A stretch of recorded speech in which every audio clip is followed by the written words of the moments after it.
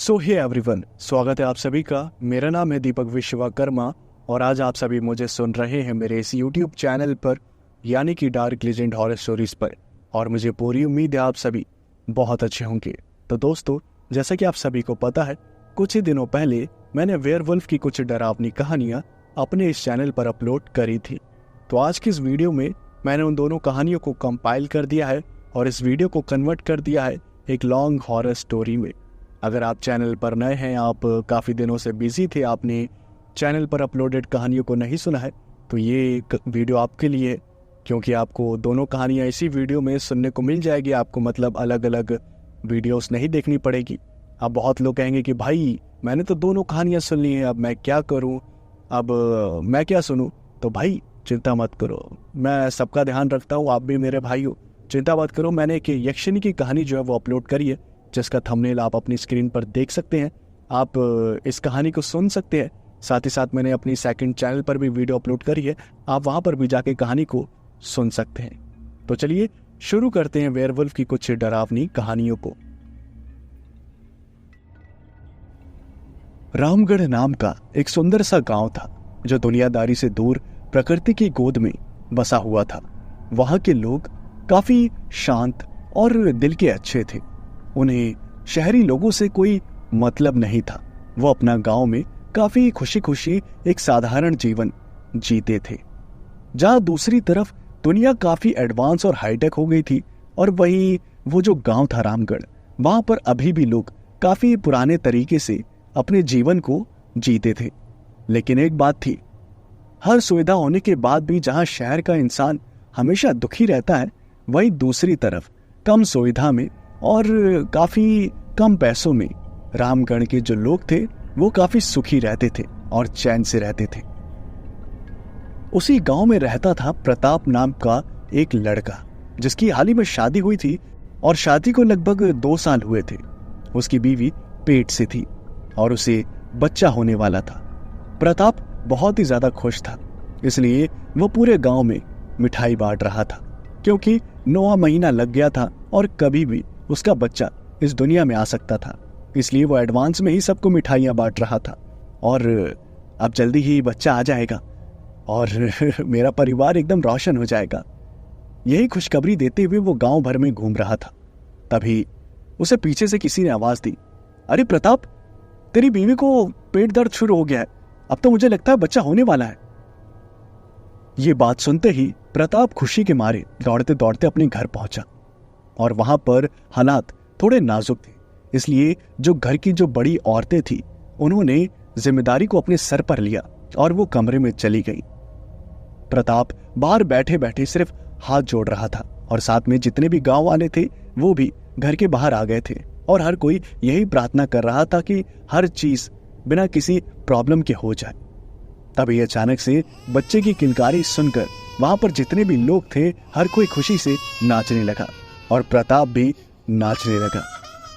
तभी अंदर से एक औरत के चिल्लाने की आवाज आई, और उस चिल्लाने की आवाज को सुनकर प्रताप बहुत ही ज्यादा घबरा गया। गांव के लोग भी काफी घबरा गए कि आखिर ऐसा क्या हुआ जो अंदर वो औरत चीख पड़ी। तुरंत वो औरत बाहर निकली और उसने कहा, ये क्या हुआ है प्रताप? हाँ, ये कैसा बच्चा जन्म दिया है तेरी बीवी ने? हाँ, ये कैसा बच्चा जन्म दिया है?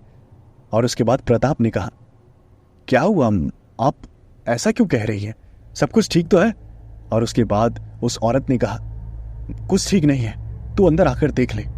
और उसके बाद वो जो प्रताप था वो अपना सर खुजाते हुए बहुत घबराया हुआ था। वो जैसे ही कमरे में गया, उसने देखा कि उसकी जो बीवी थी वो बेहोशी की हालत में थी और बगल में ही बच्चा भी था। लेकिन वो बच्चा दिखने में बहुत ही ज्यादा डरावना और अजीब था। उस बच्चे को देखकर प्रताप थोड़ा सा घबरा गया और उसने उस औरत से पूछा, माँ जी, ये बच्चा कुछ अलग नहीं लग रहा? और उसके बाद उस औरत ने कहा, अलग? मुझे तो राक्षस लग रहा है। हाँ, पता नहीं क्या खाके तुम्हारी बीवी ने इसको जन्म दिया है। मुझे तो लगता है ये कोई राक्षस है। मैं तो कहती हूँ इसे मार दो, बड़ा होके पता नहीं क्या करेगा ये। और उसके बाद प्रताप ने कहा, आपकी हिम्मत कैसे हुई मेरे बच्चे को ऐसा बोलने की? हाँ, अभी वो पैदा ही हुआ है बस, और आप उसे मारने की बात कर रही हैं? चली जाइए यहाँ से, मुझे कोई जरूरत नहीं है आपकी। और ये कहकर प्रताप ने उस औरत को वहां से भगा दिया। वो औरत भी वहां से चली गई। और जब प्रताप की जो बेबी थी वो होश में आई, तब उसने अपना बच्चा देखा तो वो भी थोड़ा सा घबरा गई। वो भी रोने लगी कि आखिर उसका बच्चा इतना अलग पैदा क्यों हुआ है। उसके बच्चे के शरीर पर ढेर सारे बाल थे और साथ में उसकी आंखें लाल थी। ये सब बहुत ही ज्यादा अजीब और डरावना था। पहली बार तो वो जो प्रताप की बीवी थी उसने भी कहा, मुझे तो लगता है ये बच्चा इस दुनिया के लिए खतरा बन सकता है, आप इसे कहीं छोड़ आइए। और उसके बाद प्रताप ने कहा, तेरा दिमाग खराब है? हाँ, कैसी माँ है तू? तेरे दिमाग में ये ख्याल आया कैसे? बाहरी लोगों का तो मैं समझ सकता हूं, वो लोग तो ऐसे ही है, उनके अंदर इंसानियत मर चुकी है, लेकिन तू अपने बच्चे के बारे में ऐसा कैसे सोच सकती है? हाँ, दुनिया भले ही इस बच्चे के खिलाफ हो जाए, लेकिन ये मेरा खून है और मैं इसे पाल पोस कर बड़ा करूंगा, समझी तू? मुझे कोई नहीं रोक सकता। और ये कहकर प्रताप ने अपनी बीवी को चुप करा दिया। और धीरे धीरे दिन बीतने लगे। पूरे गांव में प्रताप की बहुत बदनामी हो गई। हर कोई यही कह रहा था कि प्रताप के घर में राक्षस पैदा हुआ है, और जहां भी प्रताप जाता तो उसे ये बात और ये ताना सुनने को मिल ही जाता। प्रताप को बहुत बुरा लगता, लेकिन जब भी वो अपने बेटे के चेहरे को देखता तो वो हमेशा शांत हो जाता। उसके बेटे का चेहरा भले ही और बच्चों से अलग था, लेकिन कहते हैं ना, माता पिता का प्यार हमेशा अपने बच्चे को सबसे सुंदर मानता है, और वही हाल प्रताप का भी था। प्रताप अपने बच्चे को बहुत ही ज्यादा सुंदर और प्यारा मानता था। जब भी उसे वक्त मिलता था काम से, वो अपने बच्चे को खूब प्यार करता था। और धीरे धीरे उसकी जो बीवी थी उसने भी इस बात को स्वीकार कर लिया था कि वो जैसा भी है उन्हीं का बेटा है, इसलिए उन्हें उसका ख्याल रखना चाहिए, उसे पाल पोस कर बड़ा करना चाहिए, दुनिया की फिक्र नहीं करनी चाहिए। धीरे धीरे वो बच्चा बड़ा होता गया, लेकिन उसके रूप में कई बदलाव आने लगे। वो बच्चा पहले से ज्यादा भयानक और डरावना होने लगा। और ये सब देखकर वो जो गांव वाले थे उन्होंने एक मीटिंग बुलाई और गांव का हर सदस्य वहां पर पहुंचा, प्रताप को छोड़कर। सरपंच ने कहा, भाई लोगों, आप सभी ने तो देख ही लिया होगा, प्रताप का लड़का बहुत बड़ा हो रहा है, और उसके चाल चलन और उसके शक्ल से मुझे नहीं लगता वो कोई आम लड़का है। मुझे तो वो कोई राक्षस प्रतीत होता है, और मुझे लगता है आगे चल के वो हमारे लिए और हमारे बच्चों के लिए खतरा बन सकता है। क्या कहते हो? और उसके बाद वो जो गांव के लोग थे उन्होंने कहा, मुझे भी यही लगता है मालिक, वो जो लड़का है वो देख के ही बहुत घिन सी आती है और बहुत ज्यादा डरावना भी है वो। मैं तो कहता हूँ उस बच्चे को और उसके बाप को, प्रताप को, गांव से भगा देते हैं। और उसके बाद वो जो सरपंच था उसने कहा, मैं भी यही सोच रहा हूं। हर कोई अपनी अपनी राय दे इस बारे में, हमें क्या करना चाहिए। आधे से ज्यादा गांव के जो लोग थे वो बहुत ही ज्यादा डरे हुए और सहमे हुए थे, क्योंकि उन्होंने पहले कभी भी वैसा प्रताप के बेटे जैसा बच्चा नहीं देखा था। इसलिए वो प्रताप के बेटे को राक्षस मानते थे, और उन्होंने सारे रिश्ते नाते पहले ही प्रताप से तोड़ दिए थे। इसलिए उनके अंदर प्रताप के लिए कोई हमदर्दी और कोई प्यार नहीं बचा था। गांव के सभी लोगों ने कहा, प्रताप को यहां से बाहर निकाल देना चाहिए। वो अपने बेटे को लेकर यहां से निकल जाएगा तो हमें कोई खतरा नहीं रहेगा, उसके बाद वो जहां मर्जी जाए। जब पंचायत खत्म हुई तब हर कोई प्रताप के घर के बाहर खड़ा होकर आवाज लगाने लगा, प्रताप बाहर निकलो, बाहर निकलो प्रताप। और उसके बाद प्रताप बाहर निकला और उसने कहा, आपकी समस्या क्या है? आप क्यों चिल्ला रहे मेरे घर के बाहर खड़े खड़े? हाँ, क्या हम शांति से जी भी नहीं सकते अभी इस गांव में? और उसके बाद वो जो गांव का सरपंच था उसने कहा, नहीं, तुम इस गांव में नहीं जी सकते। और फिर प्रताप ने कहा, क्या क्या कहा आपने? हम अपने गांव में शांति से जी नहीं सकते? आपकी ये बोलने की हिम्मत कैसे हुई? और उसके बाद उस सरपंच ने कहा, देखो प्रताप, मैं और गांव के लोग नहीं चाहते कि तुम्हारा बच्चा यहां पर रहे। या तो हमारी बात मानो, इस बच्चे को किसी जंगल में छोड़कर आ जाओ, या तो अपनी बीवी को लेकर यहां से चले जाओ। हमेशा हमेशा के लिए।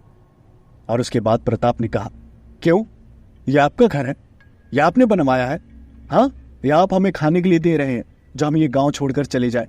हाँ, आपकी हिम्मत कैसे हुई ये सोचने की? ये आप घर देख रहे हैं ना, ये मेरे पूर्वजों की और मेरी मेहनत की कमाई से बना हुआ है, आपकी कमाई से नहीं। आपका कोई हक नहीं बनता मुझे इस गांव से निकालने का। ये गांव आपका हो सकता है, लेकिन ये जमीन जायदाद मेरी है, समझे आप? और उसके बाद वो जो गांव के लोग थे वो सभी अपना मुंह सड़ाने लगे और सरपंच के साथ मिलकर वहां से चले गए। उसके बाद सरपंच ने कहा, यह ऐसे नहीं मानेगा, इसके लिए तो लाठी उठानी ही पड़ेगी। और उसके बाद सुबह सुबह जब प्रताप अपने काम की ओर जा रहा था, गांव के सरपंच ने और बाकी आदमियों ने मिलकर प्रताप को मारने की कोशिश करी, लेकिन प्रताप अपनी जान बचाकर वहां से निकल गया। गांव के सरपंच ने कहा, भाग भाग, कहां तक भाग कर जाएगा, वापस तो यही आएगा ना, फिर तुझे देख लेंगे। उसके बाद रात के वक्त जब प्रताप अपने घर वापस आ रहा था, तभी उसने एक हाथ में हथियार ले रखा था ताकि अगर कोई भी खतरा आए तो वो उस खतरे का सामना कर सके। जब गांव के आदमी और सरपंच प्रताप का रास्ता रोकने लगे, तब प्रताप ने वही हथियार दिखाते हुए कहा, सुनो मेरी बात, अगर तुमने मुझे परेशान करना नहीं छोड़ा तो मैं तुम सबकी जान ले लूंगा, समझे? तुम मुझे ऐसे कमजोर मत समझो, मैं तुम्हारा क्या हाल कर सकता हूं वो तुम सोच भी नहीं सकते, समझे तुम?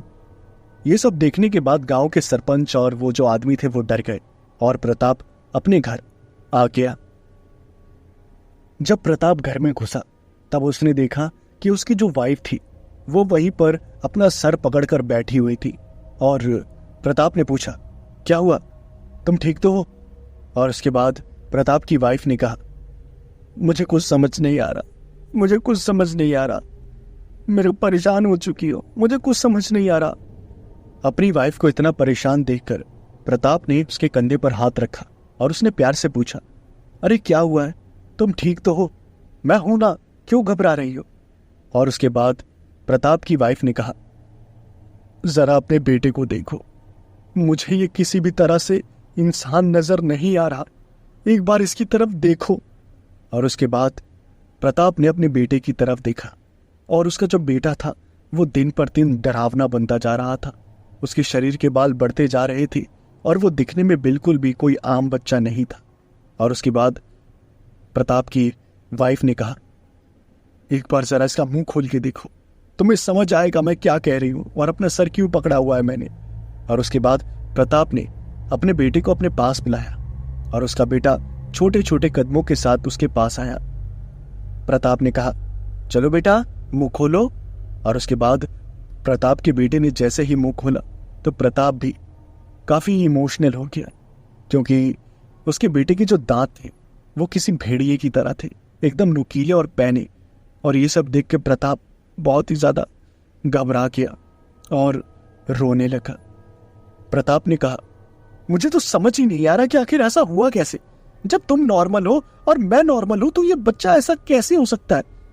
और उसके बाद प्रताप की वाइफ ने कहा, मैं जानती हूं ऐसा क्यों हुआ है। क्या तुम जानती हो कैसे हुआ है? और तुमने अभी तक मुझे बताया नहीं? प्रताप की वाइफ ने कहा, मैं बहुत ज्यादा घबराई हुई थी और मुझे समझ नहीं आ रहा था आखिर क्या कहती तुमसे। मुझे लगा कि तुम मुझ पर गुस्सा करोगे, डांटोगे, इसलिए मैंने तुम्हें बताया नहीं। और फिर प्रताप ने पूछा, तो बताओगी अब तो बताओ हुआ क्या था? और उसके बाद प्रताप की वाइफ ने बताया, तुम तो जानते ही हो 6 महीने पहले मैं अपने मायके गई थी और वहां पर शौचालय की सुविधा नहीं है, इसलिए सूरज निकलने से पहले हम सारी औरतें मिलकर खेतों में शौच करने के लिए जाती हैं। तो एक शाम की बात है, मुझे शौच लगी हुई थी और घर में कोई औरत नहीं थी, इसलिए मैं सूरज ढलने के बाद अकेले ही खेतों की तरफ निकल गई और जो हमारे घर के पास जो हमारा खेत है मैं वहीं शौच करने के लिए बैठ गई। सबसे पहले तो मेरे को बिल्कुल नॉर्मल लग रहा था, क्योंकि मेरे लिए रोज की बात थी। सूरज निकलने से पहले जब मैं अंधेरे में जाती थी तो मुझे आदत पड़ चुकी थी, लेकिन उस रात मुझे डर लग रहा था और जब मैं शौच करके घर वापस जा रही थी तभी खेत में से एक भेड़िया निकल कर आया और उसने मेरे ऊपर हमला कर दिया।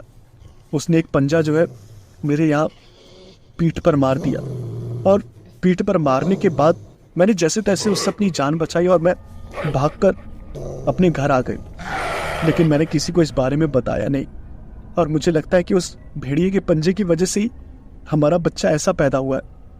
और मुझे लगा कि अगर मैं तुम्हें ऐसा बताऊंगी तो तुम मुझ पर बहुत गुस्सा करोगे, मुझे बहुत उल्टा सीधा सुनाओगे, इसलिए मैंने इस बात को इग्नोर कर दिया। और उसके बाद जैसे ही प्रताप ने ये बात सुनी तब उसकी जो आंखें थी वो गुस्से से लाल हो गई और उसे कुछ समझ नहीं आ रहा था कि आखिर वो क्या करे। उसने जैसे तैसे अपने गुस्से का जो घूंट था वो पी लिया और तभी उसे बाहर से आवाज आई, ये प्रताप ऐसे नहीं मानेगा, मैं तो कहता हूं इसे और इसके घर को यहीं फूंक देते हैं, ना रहेगा बांस ना बजेगी बांसुरी, लाओ भाई वो मिट्टी का तेल लेकर आओ। और उसके बाद ये सारी बातें सुनकर प्रताप बहुत ही ज्यादा घबरा गया। प्रताप ने तुरंत अपनी वाइफ से कहा, सुनो मेरी बात सुनो, तुम तुरंत अपने बच्चे को उठाओ, हमारे बेटे को उठाओ, ये गांव वाले हमें जीने नहीं देंगे, हमें जान से मार देंगे, उठो तुरंत उठो। और उसके बाद प्रताप की जो वाइफ थी वो उठी, उसने अपने बच्चे को उठाया और प्रताप ने एक लात मारकर खिड़की को तोड़ दिया और वो दोनों खिड़की से बाहर निकल गए। और जैसे ही वो घर से बाहर निकले वैसे ही उन गांव वालों ने घर को आग लगा दी। प्रताप के पास एक साइकिल थी और उस साइकिल पर उसने अपनी वाइफ को बैठाया। उसकी वाइफ अपने बेटे को गोद में लेकर बैठ गई और प्रताप जो था वो साइकिल चलाने लगा। गांव वाले जो थे वो प्रताप के पीछे पड़ गए और बार बार पीछे से चिल्लाकर कह रहे थे, भागो हमारे गांव से, भागो भागो। प्रताप बहुत ज्यादा डरा हुआ था, उसे अपनी जान की तो कोई परवाह नहीं थी, उसे परवाह थी तो अपने बच्चे की और अपनी बीवी की। इसलिए वो अपनी पूरी ताकत के साथ साइकिल को चलाए जा रहा था और साइकिल को चलाते चलाते वो गांव के बाहर निकल गया और गांव के जितने भी लोग थे वो सभी गांव के बाहर खड़े हो गए ताकि प्रताप अपने परिवार के साथ वापस अंदर ना आ सके। प्रताप भी बहुत ज्यादा डर गया था और वो काफी ज्यादा घबरा गया था। उसे समझ नहीं आ रहा था कि आखिर अब वो क्या करे। उसका घर सब कुछ उससे छिन गया था। उसके बाप दादा की जो प्रॉपर्टी थी जो उन्होंने अपने खून पसीने से बनाई थी वो प्रताप के हाथों से जा चुकी थी और ये बात बहुत ही ज्यादा दुखदाई थी प्रताप के लिए। प्रताप अपने बीवी बच्चे को लेकर अंधेरे में ही साइकिल चला रहा था। वो जब अपनी बीवी के मायके जा रहा था तभी अचानक से रास्ते में ही साइकिल डिसबैलेंस हो गई क्योंकि प्रताप बहुत ज्यादा थका हुआ था। उससे साइकिल नहीं चलाई जा रही थी और अंधेरे होने के कारण उसे रास्ता भी साफ साफ नजर नहीं आ रहा था। ठीक से नजर ना आने के कारण प्रताप ने अपनी साइकिल पर से थोड़ा सा बैलेंस खो दिया और वो जो साइकिल थी वो पलट गई और पलटते ही पास वाली नदी में प्रताप की वाइफ और उसका बच्चा जाग गिरे और अपने बीवी और बच्चे को पास वाली नदी में गिरता हुआ देखकर प्रताप जोर से चिल्लाया और उसके चिल्लाने भर से ही वो जो पूरा इलाका था वो एकदम गूंज सा गया। प्रताप की जो जान थी वो हलक में अटक गई और वो भी अपनी बीवी को बचाने के लिए नदी में कूद गया। बहुत इधर उधर ढूंढने के बाद भी उसे ना ही अपना बच्चा मिला ना ही अपनी बीवी और ये बहुत ही ज्यादा दिल तोड़ने वाली बात थी। प्रताप इतना ज्यादा टूट गया कि उसने वहीं उसी नदी में डूबकर अपनी जान दे दी। प्रताप की वाइफ भी तैरना नहीं जानती थी इसलिए उसकी भी डूबने से मौत हो गई और इसी के साथ प्रताप और उसकी धर्मपत्नी के जो जीवन का जो अंत था वो काफी दुखदायी हुआ। 10 साल बाद रामगढ़ जो गांव था वो वापस पहले जैसा हो गया था। हर कोई भूल चुका था कि प्रताप नाम का भी कोई वहां पर रहता था। हर कोई अपनी ना आम जिंदगी में व्यस्त हो गया था। एक रात गांव का एक आदमी साइकिल चलाता हुआ गांव की तरफ बढ़ रहा था।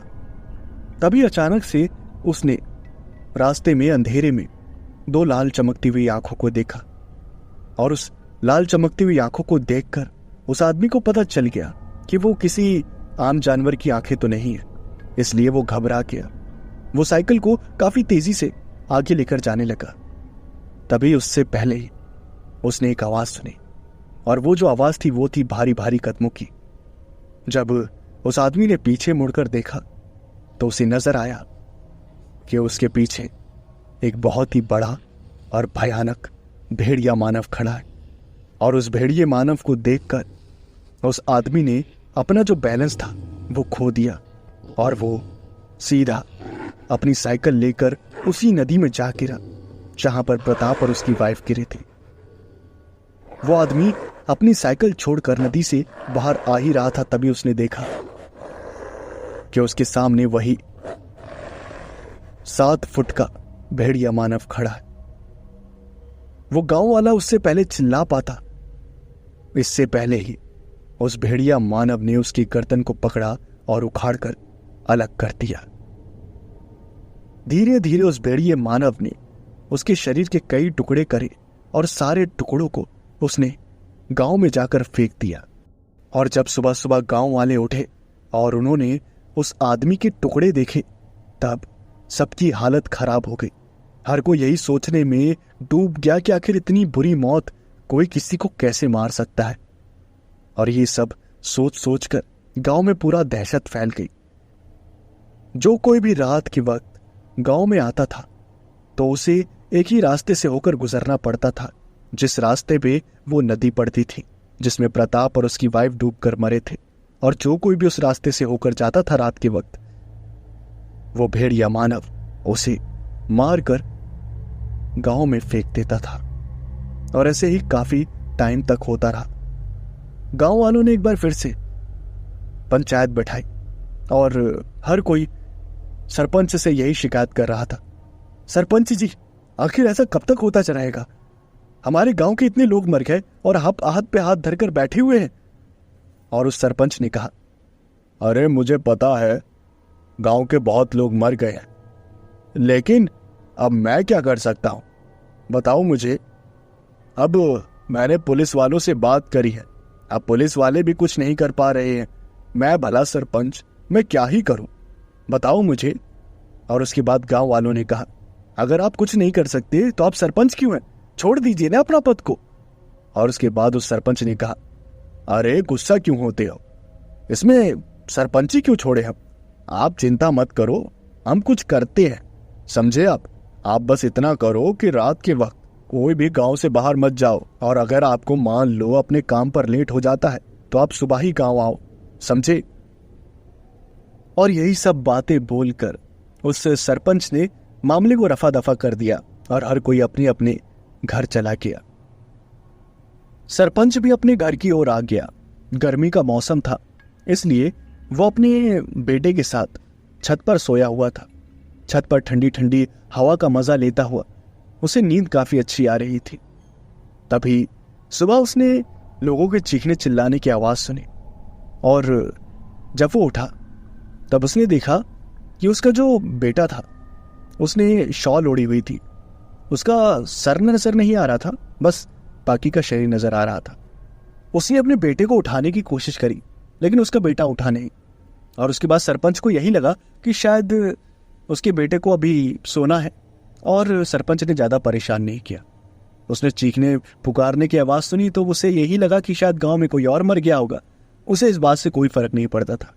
वो जैसे ही सीढ़ियां उतरते हुए नीचे पहुंचा, तब उसने जो कुछ भी देखा उसे देखकर उसकी हालत खराब हो गई।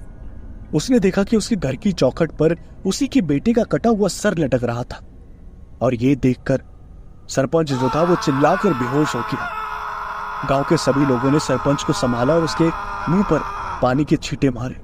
सरपंच भागता हुआ वापस छत पर गया और उसने शॉल को खींचा तो उसने देखा कि उसके बगल में जो सो रहा था वो उसका बेटा नहीं, सिर्फ उसके बेटे की लाश थी जिसका सर गायब था।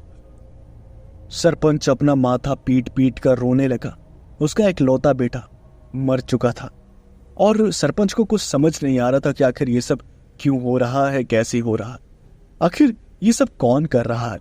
जब तक गांव वालों पर ये सारी चीजें हो रही थी तब तक तो सरपंच पर कोई फर्क नहीं पड़ रहा था, लेकिन जब खुद पर बात हुई तब तो उसकी हालत जो थी वो एकदम जलबिन मछली की तरह हो गई थी। तड़प तड़प कर रो रो कर उसका जो हाल था वो एकदम बद से बदतर हो गया था।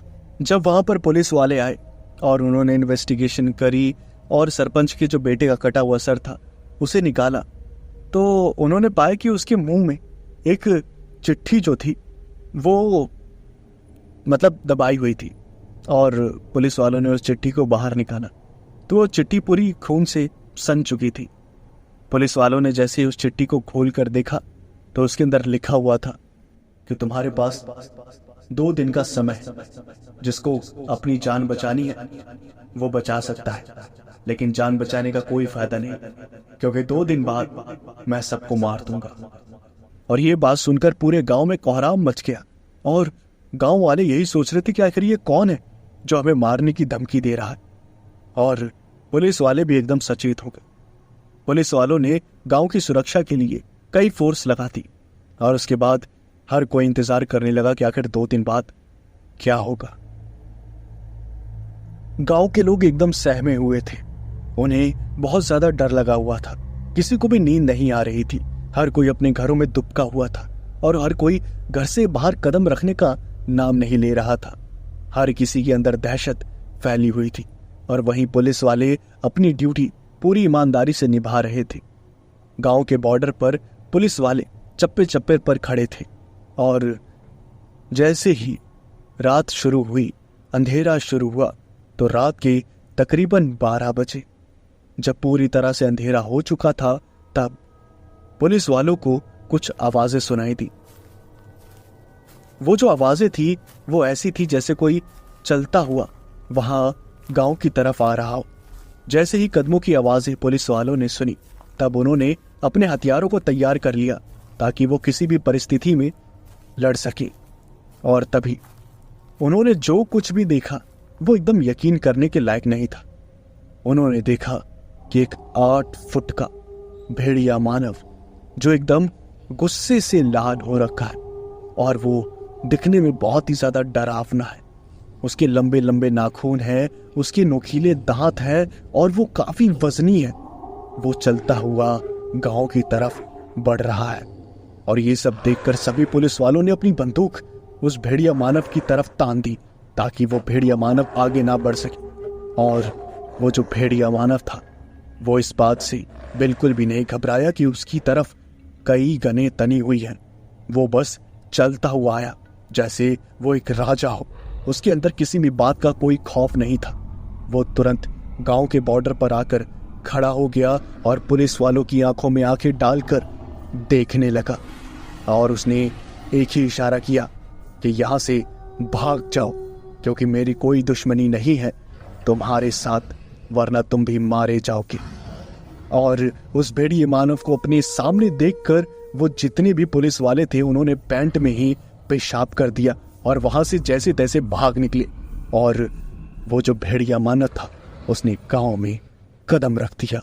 गांव में कदम रखते ही उसके पैरों तले जो धूल थी वो हवा में उड़ने लगी और उसकी चिल्लाने की जो आवाज थी वो पूरे गांव में गूंजने लगी और हर कोई समझ गया कि ये कोई भेड़िया मानव है। गांव वाले यही सोचकर बैठे थे कि पुलिस वाले उनकी रक्षा करेंगे। उन्हें इस बात की जरा सी भी भनक नहीं थी कि पुलिस वाले अपनी जान बचाकर पहले ही भाग चुके हैं। और उसके बाद वो भेड़िया मानव गांव में इधर उधर घूमने लगा, इधर उधर देखने लगा कि आखिर कौन है बाहर। पूरे गांव में से किसी की भी हिम्मत नहीं थी कि वो गांव के बाहर कदम रख सके। हर कोई अपने घर में दुबका हुआ था और वो भेड़िया मानव शान से पूरे गांव में घूम रहा था। उसके बाद वो सबसे पहले सरपंच के घर गया। सरपंच के घर के बाहर उसने दरवाजे को खटखटाया और दरवाजे के खटखटाने की आवाज को सुनकर सरपंच और उसकी जो बीवी थी उसकी हालत खराब हो गई। सरपंच की जो जान थी वो गले में आकर अटक गई और वो बहुत ही ज्यादा घबरा गया। तभी अचानक से उस भेड़िया मानव ने एक मुक्का दरवाजे पर मारा और दरवाजे के कई टुकड़े हो गए। और उस सरपंच ने देखा कि वो भेड़िया मानव चौखट पे ही खड़ा था। उस भेड़िया मानव ने जैसे ही सरपंच को देखा तो उसका गुस्सा मानो 7वें आसमान पर पहुंच गया और वो अपनी लपलपाती हुई जबान को लेकर सरपंच के पास पहुंचा। सरपंच ने वहां से भागने की कोशिश करी, लेकिन उससे पहले ही वो जो भेड़िया मानव था उसने सरपंच को पकड़ लिया और जमीन पर दे पटका। उसका पटकना इतना ज्यादा तेज था कि उस सरपंच का सर वहीं पर फट गया और सर से खून आने लगा। सरपंच वहीं पर दर्द से चिल्लाने लगा और उसकी जो बीवी थी वो अपने पति की जान की भीख मांगने लगी। उससे पहले ही उस भेड़िया मानव ने सरपंच की बीवी को पकड़ा और अपने जबड़ों में फंसाकर उसकी जान ले ली। सरपंच की बीवी के जो सर का खून था वो सारा खून सरपंच के मुंह पर जा गिरा और सरपंच डर से बेहोश हो गया। जब उसकी आंखें खुली तब उसने देखा कि उसके दोनों पैर उसके शरीर से अलग हो रखे हैं और वो भेड़िया मानव उन्हीं पैरों को उसके सामने ही बैठकर खा रहा था। जैसे ही सरपंच ने चिल्लाने की कोशिश करी वैसे ही उस भेड़िया मानव ने उस सरपंच का सर पकड़ लिया और दीवार पर ते मारा और दीवार पर सर मारते ही उसके सर के कई टुकड़े हो गए और सरपंच की काफी दर्दनाक मौत हो गई। सरपंच को मौत के ठिकाने लगाने के बाद वो गांव में फिर से इधर उधर घूमने लगा और वो चूज करने लगा कि आखिर अब उसे कौन से घर पर हमला करना है। लेकिन उसे समझ नहीं आ रहा था कि आखिर कौन से घर पर वो पहले हमला करे। लेकिन घूमते घूमते तभी अचानक से वो अपने ही घर के पास आकर रुक गया, जहां पर उसके माता पिता और वो बचपन में रहा करते थे। और ये देखकर उसकी आंखों में आंसू आ गए और वो नरभक्षी एक दानव वहीं एक बच्चे की तरह फूट फूट कर अपने घर को देखकर रोने लगा। उस भेड़िया मानव के रोने की आवाज को सुनकर गांव वाले एकदम आश्चर्यचकित हो गए कि आखिर ये आदमखोर दानव रो भी सकता है, जिसे किसी की जान लेने में मिनट नहीं लगते, वो आखिर रो भी सकता है। ये सारी बातें गांव वालों को काफी हैरान कर रही थी। लेकिन वहीं दूसरी तरफ वो भेड़िया मानव अपने घर को देखकर बार बार रो रहा था कि आखिर कैसे उसके पिता उसे प्यार करते थे और कैसे उसकी माँ उसे खिलाती थी। और वो अपने उस पुराने घर में गया। उसने जब घर को अच्छी तरह से देखा तब वो और भी फूट फूट कर रोने लगा। उसने देखा कि पूरा घर जो था वो सही सलामत तो था, लेकिन दीवारें पूरी जल चुकी थी, दीवारें पूरी काली हो चुकी और घर में सारा सामान जो था वो जला हुआ था। उस जले हुए को देखकर उस भेड़िया मानव के जो जख्म थे वो हरे हो गए और उसका जो गुस्सा था वो कई गुना ज्यादा बढ़ गया। वो पागलों की तरह भागता हुआ घर से बाहर आया और उसे जो घर दिखा वो उस घर में घुसकर अंदर के लोगों को मारने लगा। और वो इतनी बुरी तरह से मार रहा था कि जिसके बारे में कोई सोच भी नहीं सकता था। पूरे गांव वाले आखिर में डरकर अपने घरों से बाहर निकले और अपनी जान बचाने के लिए वो वहां से भागने की कोशिश करने लगे। लेकिन जैसे ही वो गांव के बाउंड्री पर पहुंचे तो उन्होंने देखा कि उस भेड़िया मानव ने पहले ही बाहर जाने का जो इकलौता रास्ता था उसे बंद कर दिया था। और ये देखकर वो हर कोई बहुत ही ज्यादा डर गया। जिसको जहां जगह मिली वो वहां छुप गया, कोई खेत में छुप गया, कोई कहीं छुप गया। बस हर किसी को अपनी जान बचानी थी। लेकिन उस भेड़िए मानव के गुस्से से कोई भी नहीं बचा। धीरे धीरे करके उस भेड़िया मानव ने सारे गांव वालों को मौत के घाट उतार दिया और सभी की लाशों को उसने एक ढेर बनाकर रख दिया। जब पूरे गांव वाले मर गए तब उनकी लाशों के ढेर पर खड़ा होकर उसने आसमान की तरफ देखा और उसने अपने पिता को और अपनी मां को याद किया।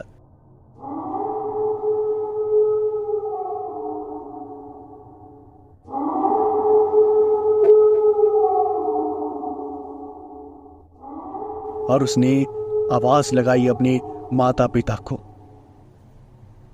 सारी लाशों के ढेरों को उठाकर वो भेड़िया मानव उसी नदी के पास गया जहां पर उसके माता पिता की मौत हुई थी और उसने सभी लाशों को उस नदी में फेंक दिया और वो उसी नदी के पास बैठकर कई रातों तक रोता रहा और उसकी रोने की आवाज कई किलोमीटर दूर तक सुनाई देती रही और उसके बाद वो कहीं गायब हो गया। कहते हैं कि वो भेड़िया मानव आज भी जिंदा है।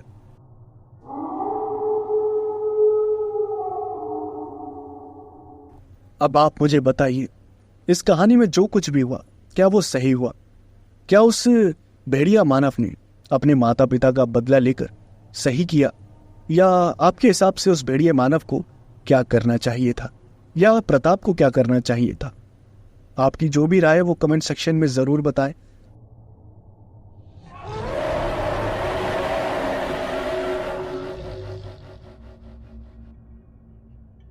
पैट्रिक एक बिजनेसमैन था। वैसे तो उसका बिजनेस जो था वो काफी सक्सेसफुल था, लेकिन बीते कुछ सालों से उसका जो प्रॉफिट था वो काफी कम हो गया था। धीरे धीरे वो प्रॉफिट लॉस में बदल गया। पैट्रिक की फाइनेंशियल कंडीशन खराब होने लगी। हर साल लॉस होने की वजह से पैट्रिक डिप्रेशन में चला गया। फाइनेंशियल कंडीशन वीक होने की वजह से उसे अपने महंगे घर को बेचना पड़ा और साथ ही उसके पास जितनी महंगी कारें थी उसने सबको बेच दिया। आखिर में उसने डिसाइड किया कि वो एक अलग सा छोटा सा घर लेगा जो काफी सस्ता हो, ताकि उसे फाइनेंशियली रूप से थोड़ा सा सपोर्ट मिले। उसने प्रॉपर्टी डीलर से बात करी और अपना बजट बनाया। बजट बनाने के बाद एक शाम उसे कॉल आया। जब उसने फोन उठाया तब उसने देखा कि कॉल और किसी का नहीं बल्कि उसी प्रॉपर्टी डीलर का था जिससे पैट्रिक ने बात करी थी। पैट्रिक ने जैसे ही फोन उठाया तो सामने से आवाज आई, हेलो पैट्रिक जी सर, आपके लिए मेरे पास एक प्रॉपर्टी है, जैसा आपने बजट बनाया था बिल्कुल उसी बजट में है। अगर आप देखने के लिए आना चाहें तो आप आ सकते हैं। उसके बाद पैट्रिक ने कहा, जी आज शाम को ही मैं आता हूं। उस प्रॉपर्टी डीलर ने पैट्रिक को लोकेशन भेज दी। उसके बाद शाम को पैट्रिक अपनी कार लेकर उस लोकेशन पर पहुंचा। उस लोकेशन पर उसने देखा कि वो जो लोकेशन थी वो काफी आउटर एरिया में थी, यानी कि वहां पर काफी इलाके में बहुत घना जंगल था और घर एकदम मुश्किल से 500 मीटर पर एक घर और उसके बाद 1 किलोमीटर पर एक घर, ऐसे वहां पर बसा हुआ था एरिया, जो कि बहुत ही ज्यादा अजीब बात थी। पैट्रिक ने कहा, अच्छा ये जगह कुछ ज्यादा डरावनी नहीं लग रही? मतलब यहाँ जंगल वगैरह है तो मतलब रात के वक्त कुछ खतरा तो नहीं होगा ना, चोर वगैरह का? जिसके जवाब में प्रॉपर्टी डीलर ने कहा, जी जी बिल्कुल भी नहीं, आप इन सब बातों की बिल्कुल भी चिंता ना करें, ये जगह बिल्कुल सेफ है। असल में आप रात में आए हैं तो इसलिए आपको थोड़ा डरावना लग रहा है, जब आप सुबह में आएंगे तब आप तारीफ करेंगे इस जगह की। चलिए मैं आपको प्रॉपर्टी दिखा देता हूँ। उसके बाद वो प्रॉपर्टी डीलर पैट्रिक को प्रॉपर्टी के पास ले गया। जब पैट्रिक ने घर को देखा तो घर तो अच्छा था, बजट के हिसाब से घर अच्छा था और उसके पास उससे ज़्यादा कोई बेटर ऑप्शन नहीं था। इसलिए पैट्रिक ने कहा, ठीक है मुझे घर पसंद है, मैं इसे खरीदता हूँ। उसके बाद उन दोनों के बीच में जो फॉर्मेलिटीज़ होती हैं वो हुई और पैट्रिक ने उस घर को खरीद लिया। कुछ ही दिनों बाद जब उसका जो महंगा घर था वो बिक गया और उसके पास पैसे आ गए, तब वो अपना सारा सामान लेकर उस घर में शिफ्ट हो गया जो उसने अभी अभी खरीदा था और वो अपने उस घर में रहने लगा। वो सुबह अपनी कंपनी में जाता था और अपना काम निपटाता था और पूरे दिन मेहनत करता था कि ताकि उसकी कंपनी प्रॉफिट में आ सके। उसके बाद वो शाम को रात को अपने घर वापस आ जाता था। सुबह तो वो जगह एकदम बहुत अच्छी होती थी, एकदम ब्यूटीफुल लोकेशन पर, लेकिन जैसे रात होती थी तो वो एकदम हॉरर मूवी की लोकेशन में बदल जाती थी। पैट्रिक को इस बात से कुछ ज़्यादा फर्क नहीं पड़ता था क्योंकि उसे भूत प्रेत पर बिल्कुल भी यकीन नहीं था, इसलिए वो डरता नहीं था। वो अपना काम पर जाता था और शाम को आ जाता था। एक शाम वो ऐसे ही अपने घर वापस आ रहा था, तभी उसने एक अजीब सी चीज देखी। उसने देखा कि उसकी जो कार चल रही है उसके साथ साथ 2 लाल चमकती हुई आंखें भी चल रही हैं और वो लाल चमकती हुई आंखें बहुत ही ज्यादा डरावनी थी। पैट्रिक को कुछ समझ नहीं आया। वो समझ पाता उससे पहले ही वो लाल चमकती हुई आंखें कहीं गायब हो गई। ये सब इतनी जल्दी हुआ कि पैट्रिक को लगा कि शायद उसे कोई वहम हुआ है, इसलिए उसने अपनी कार की स्पीड को थोड़ा सा बढ़ाया और वो घर जल्दी पहुंच गया। रात के वक्त वो अपने बिजनेस आइडियाज पर काम कर रहा था। और तभी अचानक से मौसम जो था वो खराब होने लगा। खिड़कियां उसकी खुली हुई थी घर की, इसलिए वो खिड़की बंद करने के लिए उठा। जैसे ही वो खिड़की बंद करने के लिए खिड़की के पास पहुंचा और उसने खिड़की बंद करी तो उसने देखा कि उसके घर के बाहर एक पेड़ के नीचे एक बहुत ही अजीब आदमी खड़ा है। और उस आदमी की जो हाइट थी वो लगभग 8 फुट रही होगी। इतने लंबे आदमी को अपने घर के बाहर देखकर वो जो पैट्रिक था वो बहुत ही ज्यादा घबरा गया। उसने तुरंत अपना फोन मिलाया और पुलिस को कॉल किया। पुलिस वालों को जब इसने ये सारी बातें बताई तब पुलिस वालों ने कहा, आप फिक्र मत करिए, मैं कुछ ही वक्त में आता हूँ, थोड़ा सा टाइम दीजिए। अब बाकी आप घर के खिड़की दरवाजों को अच्छी तरह से बंद करिए और अपने आप को सेफ रखिए, तब तक मैं पहुंच जाऊंगा। उसके बाद पैट्रिक ने कहा, ठीक है सर, जैसा आप कहें। कॉल करने के बाद पैट्रिक जैसे ही वापस खिड़की के पास आया तो उसने देखा कि वो जो आदमी था वो वहां पर नहीं था। मौसम भी खराब हो गया, आसमान में बिजली चमकने लगी और कुछ ही देर बाद घर का दरवाजा किसी ने खटखटाया। पैट्रिक घबरा गया कि कहीं वो आदमी तो नहीं है।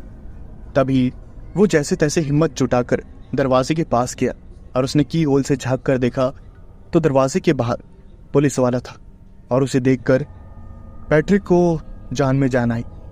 पैट्रिक ने दरवाजा खोला तो वो पुलिस वाला सामने था। उस पुलिस वाले ने कहा, जी सर बोलिए, कहाँ था वो आदमी, कहाँ दिखा था आपको? उसके बाद पैट्रिक ने कहा, जी सर, इस पेड़ के नीचे वो मुझे नजर आया था। उस पुलिस वाले ने काफी अच्छे से जांच पड़ताल करी, वहां पर हर कोने को देखा, लेकिन उसे कोई भी सुराग नहीं मिला। उसके बाद उस पैट्रिक ने उस पुलिस ऑफिसर से कहा, मुझे तो बहुत डर लग रहा है, कहीं कुछ होगा तो नहीं। उसके बाद उस पुलिस ऑफिसर ने कुछ सवाल जवाब किए। उस पुलिस ऑफिसर ने कहा, अब मुझे बताइए, क्या आपने उसका चेहरा देखा था या कुछ भी, मतलब जिससे वो पहचान में आ सके?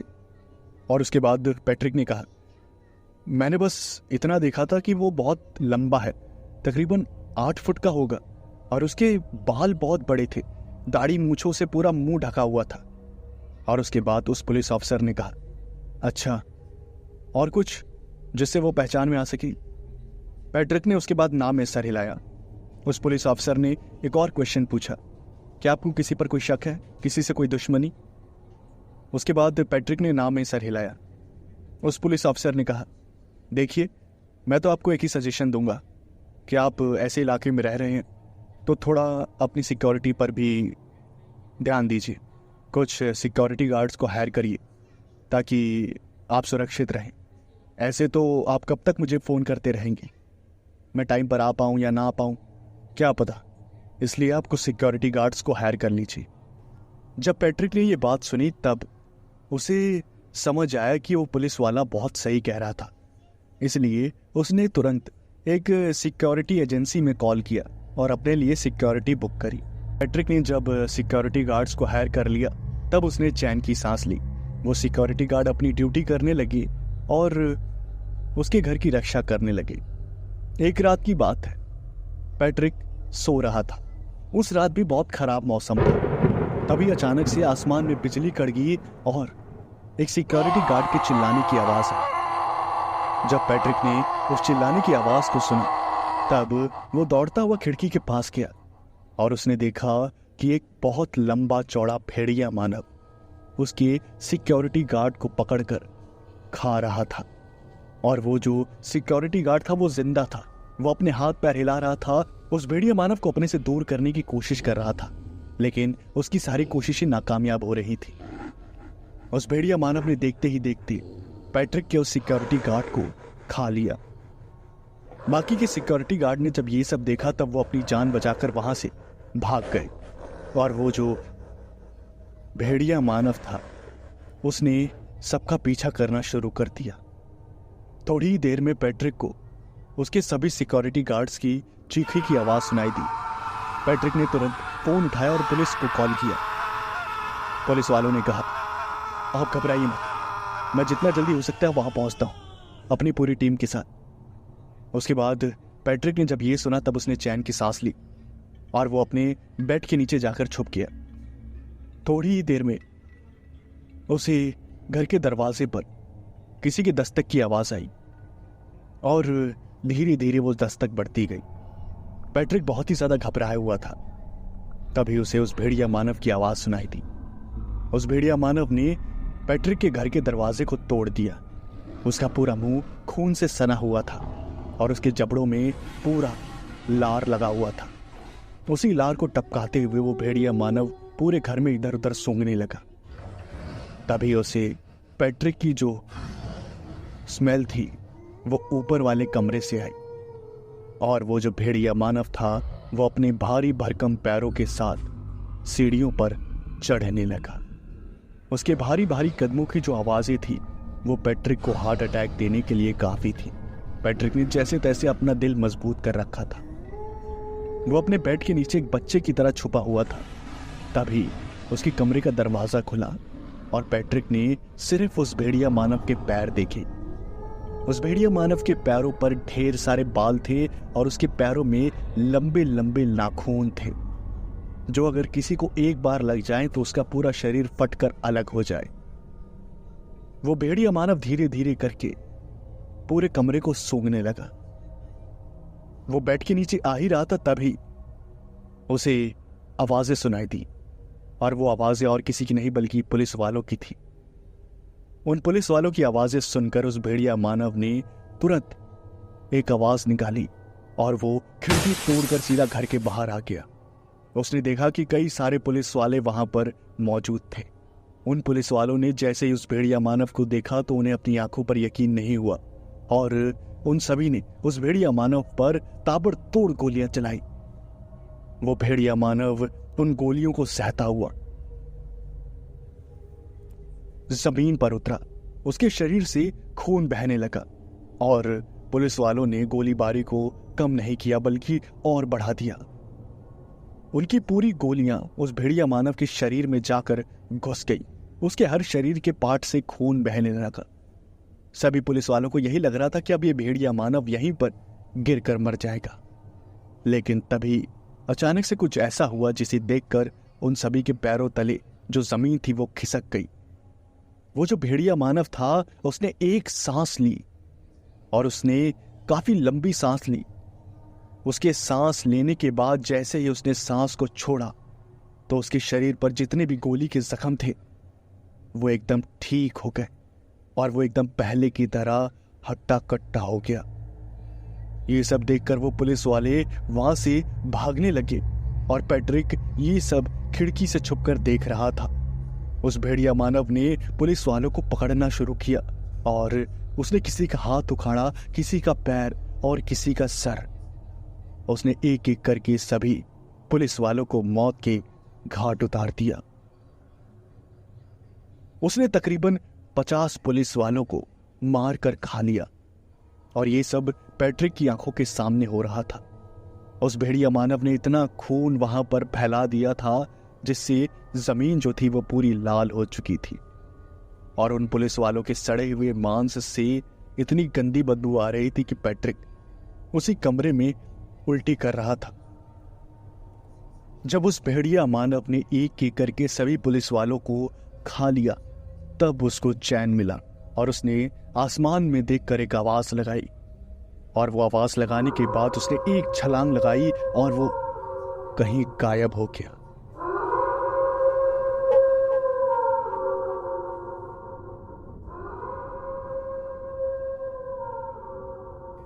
पैट्रिक इतना ज्यादा सहम चुका था कि वो बेहोश हो गया और उसके बाद जब रेस्क्यू टीम वहां पर आई और उसने वहां पर नजारा देखा तब उनकी हालत खराब हो गई। उन्होंने वहां पर पैट्रिक को बेहोश पाया। पैट्रिक बहुत ही ज्यादा कमजोर हो चुका था। कई दिनों से वो वहीं बेहोश पड़ा हुआ था। कमजोरी से उसका शरीर बहुत पतला हो गया था। उसके बाद उसे हॉस्पिटल ले जाया गया और वहां पर उसका इलाज चला। जब पुलिस वालों ने उससे पूछताछ करी कि आखिर वहां पर क्या हुआ था तब पैट्रिक ने वहां पर सारी चीजें बताई। उन पुलिस वालों को यह लगा कि पैट्रिक जो है वो मानसिक रूप से उसने अपना मानसिक संतुलन खो दिया है, इसलिए पुलिस वालों ने उसे पागल घोषित कर दिया और इस केस को यहीं क्लोज कर दिया। पुलिस वालों का यही मानना था कि किसी जंगली जानवर ने या किसी भेड़ियों के दल ने पुलिस वालों पर हमला किया था, क्योंकि उस जंगल के इलाके से तकरीबन 5 किलोमीटर दूर एक ऐसा जंगल था जहां पर भेड़िए रहते थे। उसके बाद उस पूरे इलाके को बैन कर दिया गया। वहां पर ना ही कोई प्रॉपर्टी खरीद सकता था, ना ही बेच सकता था। पैट्रिक ने भी उस घर को खाली कर दिया और कहते हैं कि आज भी वो इलाका एकदम सुनसान और वीरान पड़ा है। और उन सुनसान और वीरान इलाकों में जो घर बने हैं उनमें आज भी भेड़िया मानव रहते हैं और इंतजार करते हैं अपने अगले शिकार के आने का।